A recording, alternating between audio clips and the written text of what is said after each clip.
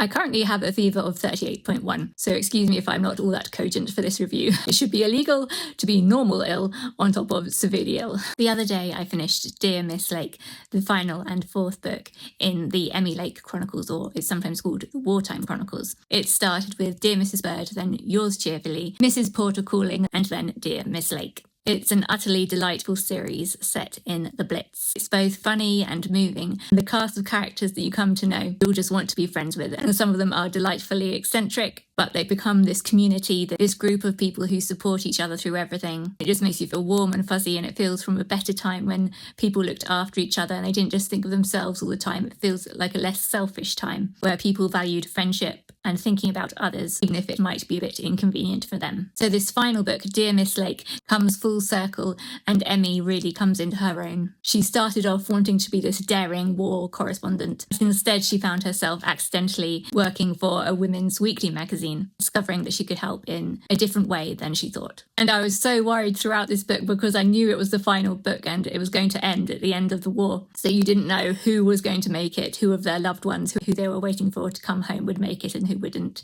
So it was pretty nerve-wracking and exciting, but you were just hoping for that happy ending, despite all the odds. I really loved this book and this series as a whole, and I thoroughly recommend it. It's really easy listening, and it's a real feel-good book.